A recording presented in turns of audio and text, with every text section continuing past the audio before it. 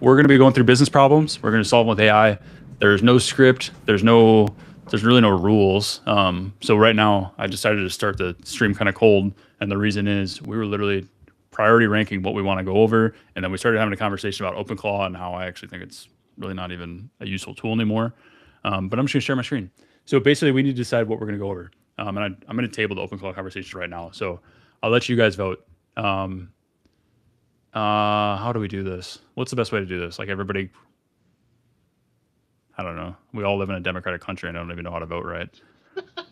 Normally I would turn to my state representative to make this vote for me. So yeah, true. So who's your representative? Who do you want to give your proxy to? Some Mormon. I'll give it to Scott. He seems like a trustworthy guy. Cool. The only guy in here that's not Mormon. Love that. His tattoos. The sinners always have tattoos. That's crazy. Okay, cool. That's crazy. And the Mormons always have multiple wives, but we don't see us hating. Okay. I think Colin downplayed it. This one's probably the most straightforward and probably the one that people want the most. This one actually is pretty straightforward too. Scott, yours is pretty aggressive, although you were here first, so I kind of want to give you the hat. Logan, I know we had talked about. That's something that I might even just have to do like a separate call for because it's just a behemoth. So you guys pick. What do you guys want to do first? Scott, if you had to vote for one of these two, which one would you vote for? That's not yours. Which one would you pick? Let's do custom estimate follow up. Okay. I'm in that. Colin, if you had to pick one of these two that isn't yours, which one would you pick? Okay, can I ask for a clarification on lead overflow? Never mind. Fuck it. Custom estimate. See, that's how you bully somebody. Jack, if you had to real time. If you had to pick one of these that wasn't yours, which one would you pick? I think they're both too vague for me to understand. That's what she said. Pick one. But let's I don't know what lead overflow is, so I'll have to go with AI. Okay. Yeah, I probably described that poorly. All right, Logan. Moment of truth. I'm going AI automations. Oh my God! Fuck you, dude. I thought that's the one you literally had a winner, with. And then it's like, yeah, let's just make it a tie to make this more interesting. Oh, I thought we were 2-2, and I was a tiebreaker. That's it's 2-1. Oh, okay. So, let's go custom estimate follow up. Whatever. Great. I think we can do both of these this call. So, Jack, what's your tech stack right now? Yeah. So I have Go High Level, and then I use Cloud Code to build like webhooks between House Call Pro, which is our scheduling CRM. I was distracting myself. So you use House Call Pro, GHL. What was the other thing you said? Oh, I'm saying I'm building like Claude. You said Claude. Yeah, like Claude, basically Cloud Code to like custom build stuff between the two. I think it's hosted on like Render or something. I'm not sure, but that's fine. But yeah, that's pretty much the goal is going to be how can we communicate efficiently between House Call Pro and GHL, and how can we do it so that there's not much confusion, because right now I'm kind of getting to the point where there's always some steps or situations where hiccups can kind of mess things up in the estimate automations, if that makes sense. And just so I can get very specific on the use case. So you've given an estimate in person. Yeah, walk me through the... Mm-hmm. Yeah, so my goal, we offer a couple of different services in my business. So the first one is going to be holiday lighting. Second one is bird proofing for solar panels. Those are going to be two of the higher ticket services. And then the other kind of lower ticket services is solar cleaning and window cleaning. Okay. So there's really like... We'll say multiple, doesn't four, matter. Or I guess three, like kind of estimate. I could probably do solar cleaning and window cleaning as one, but the main thing is having a different cadence between the different estimates. Like bird proofing, we give a 30-day expiration on our quotes. I'm trying to build urgency in that 30 days, but not trying to be too pushy, because people do need to make the decision usually, but they just need the proper nudges. And holiday lights, it's a fast season, so I want all of the estimate follow-ups to be like next day, 2 days, 5 days, 1 week. Very compressed timelines on that. Yeah. And for window cleaning, somewhere in the middle, where I'm probably throwing out something every 3 days for the next 2 weeks. Yeah. Okay. But the problem is right now I have my estimate automation as 2 weeks later I send them something. Oh, and it's jeez. for Okay. all services. Got it. Okay. So then we are inputting the estimate is going from House Call Pro, correct? So yes, when I create an estimate on House Call Pro, there's no like automatic tagging. I right now I'm trying to have Cloud Code read the line items of the quote to determine what type of service it is and tag it, but I'm not sure if it's working properly. Because there's not really a good efficient way in House Call Pro without creating a manual tag and tagging it manually that would kind of So- determine what. Just to walk me through this really quick. So House Call Pro creates the estimate, and then GHL will do the follow up. Yes. Okay, great. So we just Right. basically need to have some type of connection that says, "Hey, House Call Pro." So estimates made. We need to then have some type of connection that then lets GHL know to do a follow up and what type of follow up, right? Okay, Yes. Cool. A couple different ways this can happen. There's kind of like an easy mode and a hard mode. And I'm just gonna mute you while I'm talking, just because there's a little bit of background. So, let's call it like easy, medium, and we'll call it hard. So easy would be there's basically just like a workflow per offer type, and then we just need some type of trigger that sets that off. Medium would be, or actually I'll do hard, would basically be like custom follow-up / nurture per client, where it's like literally sending something to them, fully contextualizing like whatever happened in the relationship, and then following up with them based on that. Medium would be something in the middle where it's I don't really want to try that hard to make something happen in the middle. Like, it's kind of like, Colin, you got a train going by your house right now? Me? Yeah. No. Because you're the only one that's unmuted. It sounded like a train just went by or something. Wait. Yeah, it was you. What in the world? Are you sure? There's literally no audio near me at all. Oh. Maybe you're just farting really loud or something, weirdo. Okay, cool. Yeah, Logan like that. Logan's a fart joke kind of guy. Mormons love fart jokes, I found out. It's like anything that's like a PG-13 PG joke, like you guys just live for it. Dude, I was giving you an obligatory laugh, but I just got burned. I'm never doing that again. Yeah, cool. Yeah, fuck you too. Okay. So,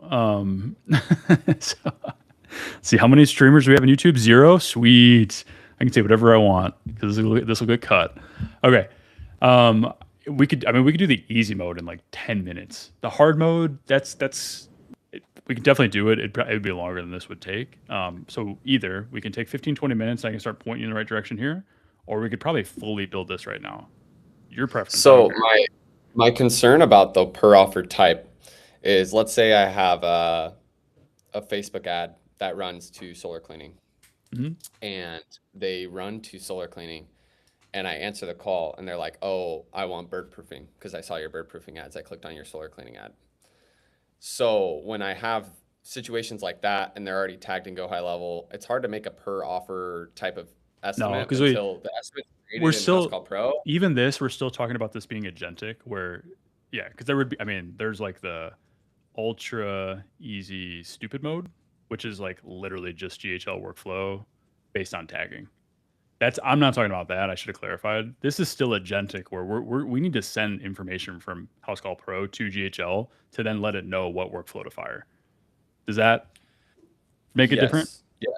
Okay. Yeah. As long as we can have separate workflows depending on how I quoted them, that's cool. And then I also kind of want to interpret or incorporate like logic, like expiration logic. If I'm going to quote someone twice on the same service, like on different services, like I don't want to have them. Give me like the TLDR. Yeah, give me the TLDR. Like, what are different ways you could quote somebody? Like, what's the nuance there? Yeah. So let's say like I quote someone for holiday lighting and they want to quote for windows as well. Which one would take precedence? I don't know the answer for that, and I don't want them getting 2 estimate follow-up texts at the same time. So they would definitely be 2 different quotes. Yeah.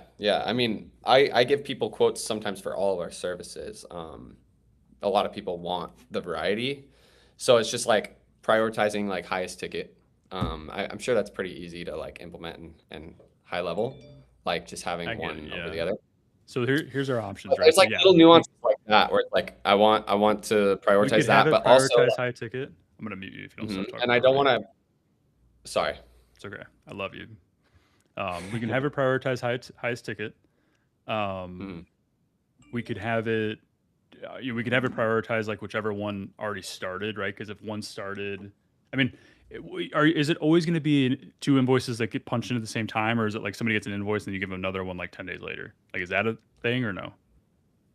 That's also one of my concerns is cool. Having someone re-enter that thing. I think we should have it so it's like past 30 days, so they don't get estimate automations in the same month. It's like if we go and because we have a lot of recurring revenue, if we visit someone 6 months later and we give them another separate quote, I want to have them still get the estimate automations that way, but not if it was like the same week.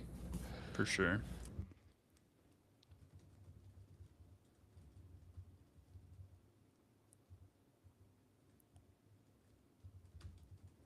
Okay.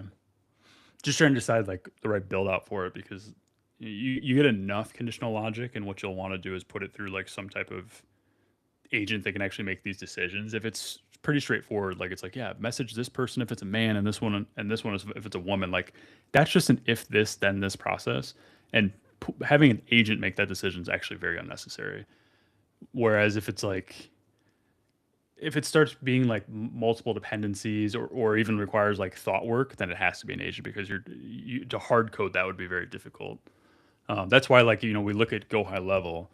Building a workflow is pretty straightforward if you're creative enough, because it's usually it's all if this then this happens type. So like, let's look at a workflow really quick. Charge. I probably should have had you share your screen. Could you make sure you got your stuff pulled up too? Because I will have you share your screen in a second. Right. So like if we look at, like I have reminders for you guys that are built out, very simple, right? So inbound webhook comes in. So when you guys RSVP for a call, webhook comes in, it creates a contact. If there already is a contact, it doesn't duplicate it. Then it just goes off this condition of, if you opted in for SMS, some of the calls only get SMS, some of them only get email, and then this is just like a dead one, right? So this is all conditional based on like, if certain things are true, here's what happens. Where this starts to get more difficult to do it this way is if it's like, hey, based on this condition, I then wanted to respond in this very specific way. You could in theory make an infinite number of loops that go different directions. I just got a call, and it might be somebody who's replacing my AC, which would be nice.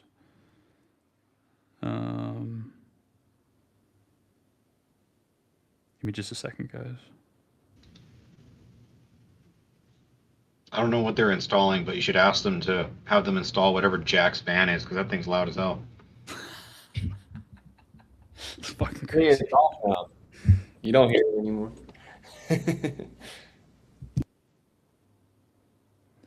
They call you. Yeah, I just got a new AC yesterday, and it cut out today.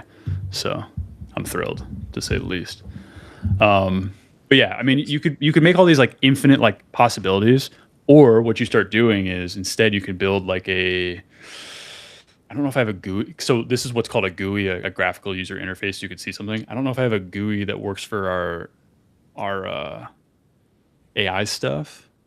Like an N8N account. That is just a GUI for AI. Like that's really all N8N is. It graphically shows you how that's done. I don't know that I even have any N8Ns that are set up right now, but or that I would have a login to. I don't really. Our software engineers do most of that stuff, ironically, even though it's like you don't need software to do that. But anyways, I'm rambling. Okay, let's go back to the notes. So what would be the best way to do this? Thanks. So we're gonna do the easy mode. Okay, I'll stop sharing. Share your screen and pull up House Call Pro and pull up GHL. Okay. Yeah, I have both of them open right now. Sweet. And then what about like the webhook stuff that I have like coded? It's like a JSON file or something. Should I get that up as well? Do you just like have like that JSON on a file, or? Well, I do, but Claude made it for me, so I have no idea. Like, yeah, just ignore that for now, because we're gonna probably circumvent that. Yeah. Okay. Sounds good. Yeah. Because depending on how House Call Pro is set up, if you have API access, this is going to be a 2-minute job. If you don't, we're going to have to get pretty creative. There needs to be some way to, when that event happens in House Call Pro, to then send information out. So Okay. anybody Sounds else here good. use House Call Pro or no? No. Okay, just us. Cool.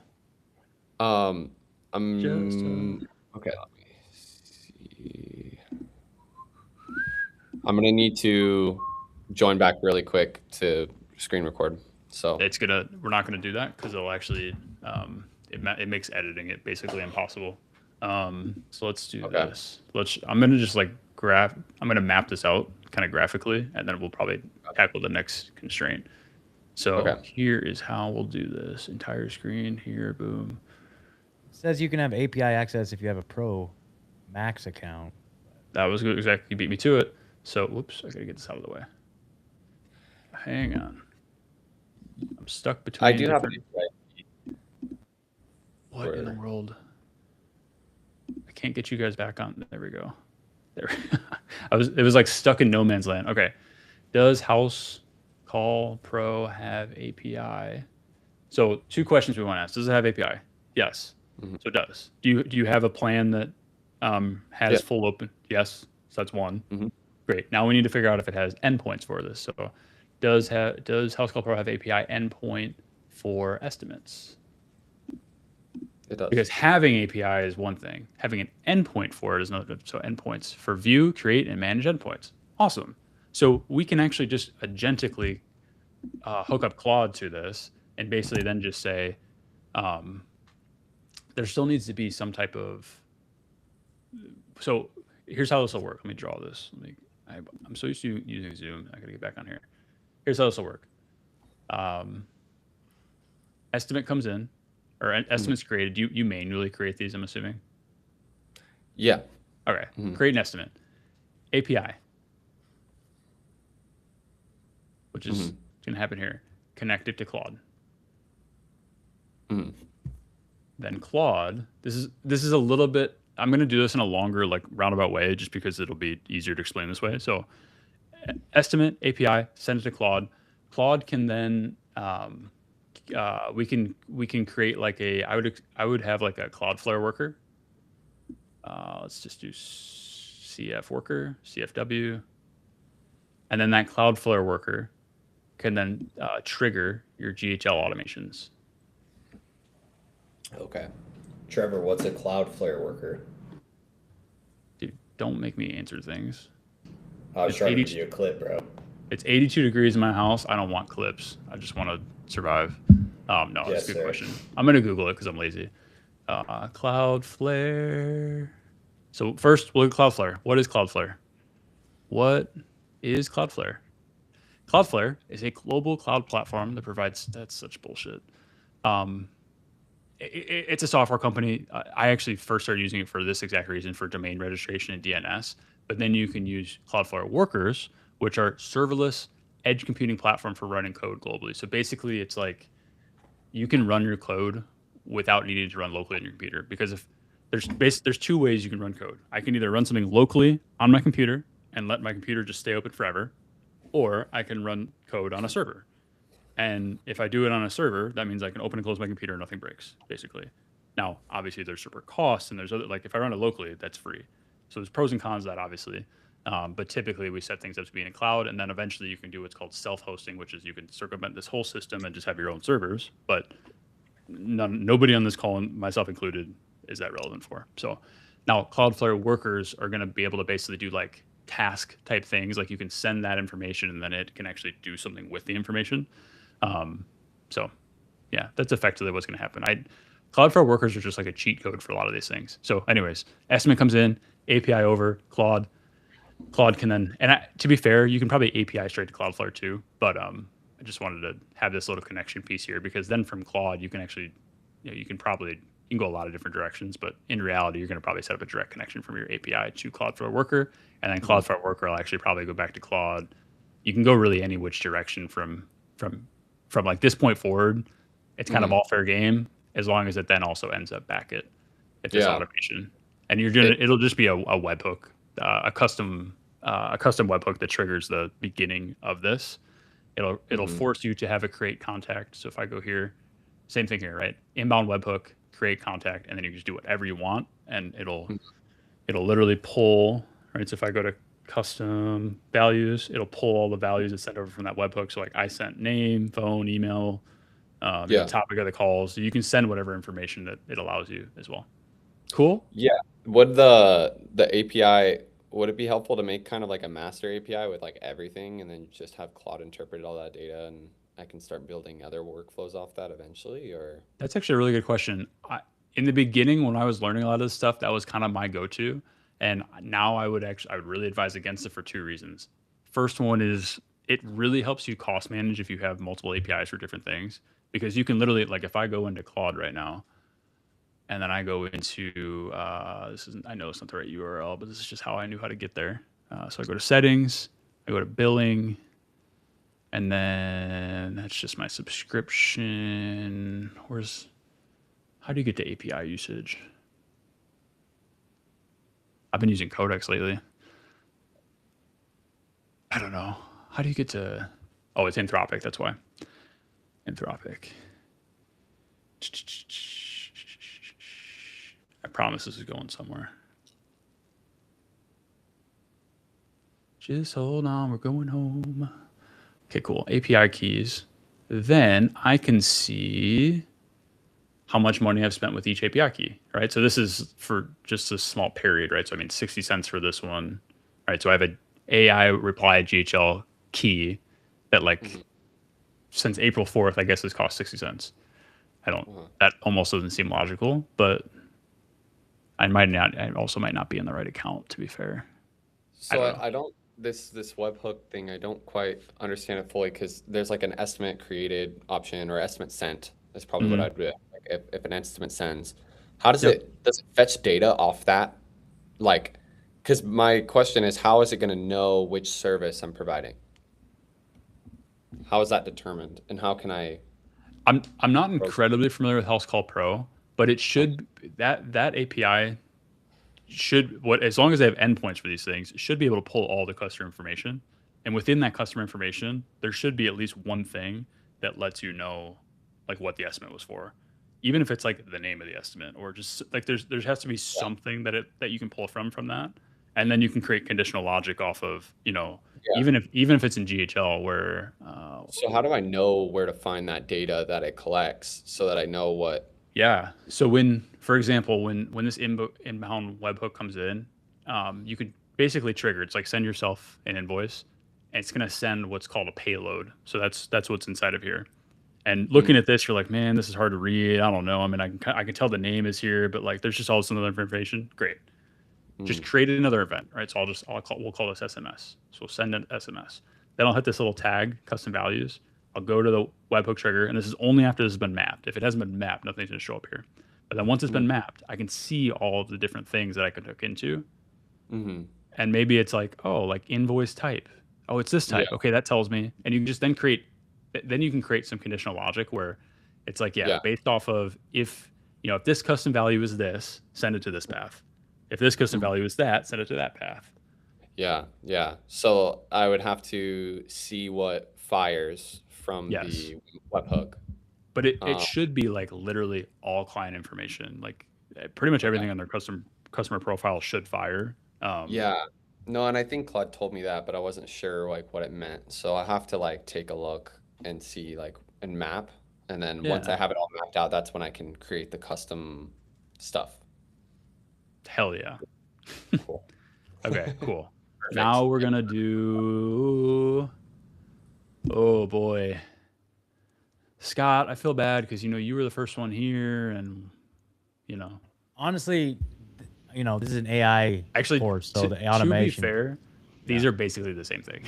If we're being really honest, because what you need to do is, so let's just talk through what you've got really quick, and then we'll nail Collins. And I have 18 minutes, so that's how long we're going for.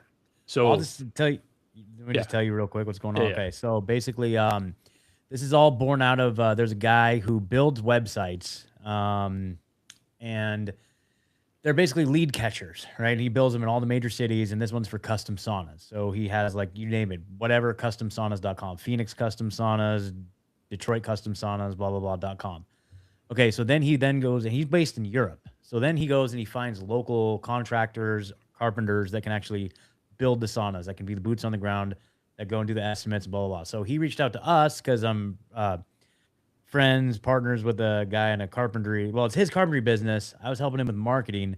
This opportunity came up, and so now we're basically servicing all the custom sauna installs in Nashville, Knoxville, and Chattanooga. So we basically have all of Tennessee that we're servicing with custom saunas. Okay, he reached out to us yesterday and said, it's not working out with the people in Ohio. Do you want all of Ohio as well and Detroit? And so we're like, holy shit, dude. And so there's like literally like 40 leads sitting there in Ohio that need to be called. We need to scramble to put together people that can go out and do estimates, that can actually do the building. And so right now, and it's basically just him and me right now. And we've already got local crews that can do the assembly. Yeah, exactly. We got people that can do the assembly locally, or the actual building. But now it's like I've been on the phone with a bunch of different builders up in Cleveland, Cincinnati, Columbus. So we've already got some stuff in place, but it's like right now we're trying to put teams together in these various different places, and then also managing the leads as they come in. And I know, and so it's just like, whoa, dude, it just got insane overnight, literally overnight. So is the main constraint more? It's probably both, but is the bigger constraint following up with the leads and getting them booked and handled, or is it getting contractors and getting the fulfillment side of it nailed down? I would say at this point it would be the lead management. It's first answering the phone is going to be tough, but then also qualifying, putting together estimates, and then with the Nashville, we try to hit everybody at least once a week, but I've got like 30 proposals estimates sent right now that we're following up with. It's just like, so these leads are coming in through this website. It's I know you've told me it's largely SEO. How are these leads getting delivered to you? It's all through Go High Level. So this guy's pretty slick at Go High Level. He's done a lot of custom stuff within Go High Level, and that was one of the cool things in the beginning, is that him and I speak the same language now when it comes to Go High Level, thanks to you. But it's like, so he's not used to that with his other people that work for him, and then my carpenter buddy has no idea. We just got Go High Level installed for him today. I've been handling the Go High Level side up until today, but at this point it's like we have, like, I got to show you how this works, and we got to do this. So anyway, but yeah, right now the lead nurturing and the lead follow. It's like, so I guess I would always just like, you've got an elephant in front of you. Like, what's the fastest way to eat an elephant? Sure. One bite at a time. One bite at a time. Yep. So like, if I'm in your shoes, it's like, let's just create some workflows so that when these leads come in, they trigger them, and then we're sending text to them at least, and then maybe we can send like a call connection. Like, I'd be starting like one piece at a time, but like, I guess for you, what's the bigger picture thing? Like what's the burning thing you're trying to get nailed down right now?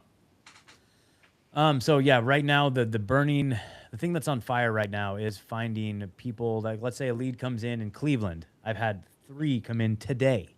Okay, who am I going to have go out to do the measurement? And because I've talked to one guy in Cleveland. It's like, basically, we're going to be, if you get us the measurements, we'll build the proposal, we'll build the bid, we'll do the renderings, we'll carry all the liability. It's basically us, and we just need you kind of on a subcontractor capacity. You need subcontractors to the building. Yeah. So right now the 911 situation is putting together crews, but at the same time leads are flowing in, and so so really where to turn those leads over to is a constraint too. So because it's new, I think handling the leads probably feels like a constraint. But is it more like that's probably not actually the constraint? It feels like a constraint because we don't really have anything to sell them just yet. Maybe, that could be, because I don't have like a place to say, okay, this lead needs to go to this guy right here. Yeah, because there's nowhere to go yet. Yeah, exactly. Okay. So you're right. I think, candidly, probably not an automation use case, because you can use tools to like scrape who are the subs in this area, or like who are the companies that do this. But like, honestly, it's probably a game of just picking up the phone and how many phone calls can I possibly make in the next 3 hours? Yep. That's what I'm doing with my buddy right now. So yeah. I think that's the game. So that's it. Okay. Sweet. You're doing the right thing then. Okay, so let's look at AI replies then. There are multiple ways to do AI replies. We're gonna pick some of my favorites, and we're gonna talk about it. Cool. AI replies, so that we can reply to all our side bitches. Do. I think you mean wives. I'm not Mormon. Oh, sorry. Lord be with you. And also with you. Okay, AI replies. We're gonna do the same thing that we did before: easy, medium, and hard. Except I'll actually probably have a medium for this one. So easy, medium, hard. Easy. There are off-the-shelf options for this. For example, I can go into Go High Level, and I can actually, let's see. There's probably some in the app. I've never really gone to the app marketplace, but there's probably stuff you can buy in here, right? AI agents. Samantha, she sells. I don't really know what I'm even looking at. Number 1, AI voice receptionist. I don't know. These are probably the equivalent of like plugins that you can just put in, and maybe they work, maybe they don't. I genuinely have no clue. But that would be one way.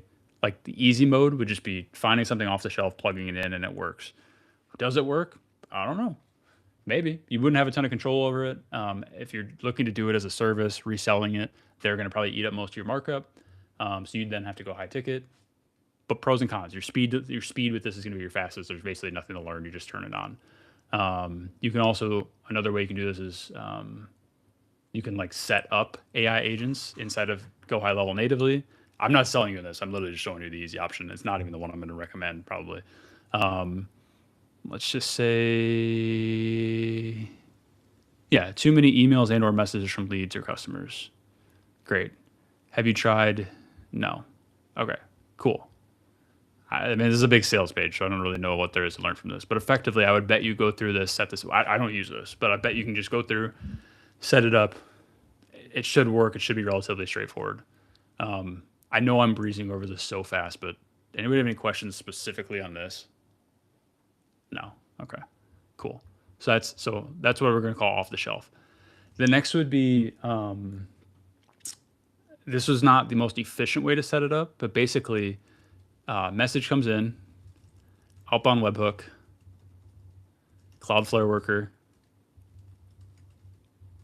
and then Cloudflare worker basically, you can either like inbound webhook the message back, or you can do like a MCP where it sends message. All right, so what does this mean? This is actually the first way we set this up in our business. So if we go to automations here, then we go to, where would it be? Maybe here? Is the Cloudflare worker just routing which webhook to another destination, or is it like a decision-making agent? It can be either. If it's just routing, to be fair, like you'd be effectively using it like you would Zapier. It's just you're saving money, or like a make, make.com. Like the funny thing is, everybody thinks of like N8N is something that's agentic, and like, yeah, it can be. You can put in agents into it, or they think of Zapier and Make as agentic. Sorry, I'm so hot that I'm like losing my train of thought all the time now. The funny thing is the ability to build that has been around for legitimately like 35 years, and they just charge normal people a tax on it because they didn't understand how to do it. Whereas now with AI, you can actually recreate a lot of Zapier and Make with what's known as a cron job. Like all Zapier and Make is just like cron jobs at scale. And it's so funny now that I'd be curious to know what their financials look like. But as more and more people figure out, probably not enough for them to even care, but more people figure that out, and they then have this everybody that figures out how a cron job works then has this realization. They're like, oh, I've been taxed like crazy to do something that I could have always done. I just didn't know how to code it. So anyways, that was such a random side tangent. But where was I? I'm so lost right now. Oh yeah, I was trying to find our AI reply. Let's see if I can find it.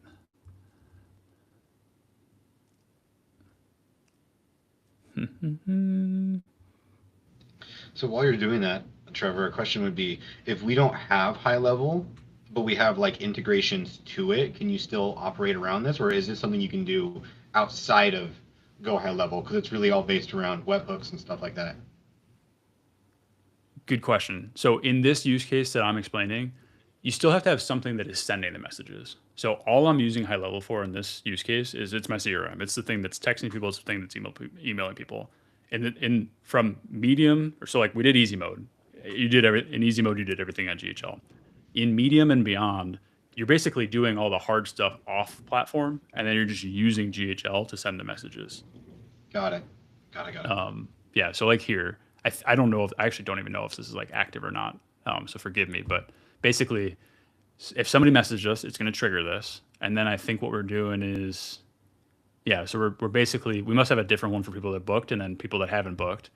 And then this, yeah, great. So this webhook then sends to, I'm probably exposing this, which isn't great, but this sends to our inbound bot that we had built. And then it sends this information. So this is the payload that we send with it. And then that bot, so we go back here, right? That bot then knows how to handle this, right? So it goes message, outbound webhook. So now we're here. That webhook is received by the Cloudflare worker. It is then going to decide what to do. You're going to have your Cloudflare worker connected to your LLM of choice. So whether it's Claude, whether it's Kimi, whether it's Codex or ChatGPT, it's going to then use that model to come up with the message. And then you should just use, like, so let's say Claude's what we're using. Instead of then webhooking it back in, which is just inefficient, what you'll probably do is use something called MCP, which is then just authorizing it to send it like directly via GHL as opposed to using a webhook. I guess it's 6 and 1/2 dozen the other. It's probably just my hypothesis here is it's probably just cheaper. That's probably why I did MCP. Okay, I know that was super abstract, but what questions do you guys have on that? I guess my question would be, what's the hard version of that? Like, what does hard give you over medium that would be worth it? Yeah, I mean, do you like it hard? Every time. Sweet, same. For me, hard starts looking at like things like multi-tenant, starts looking at like different levels of security, cost. Like I'm just telling you like why, because like when you see this, it's like, oh, it's pretty straightforward. So then why would we go beyond this? And then there's also going to be things like,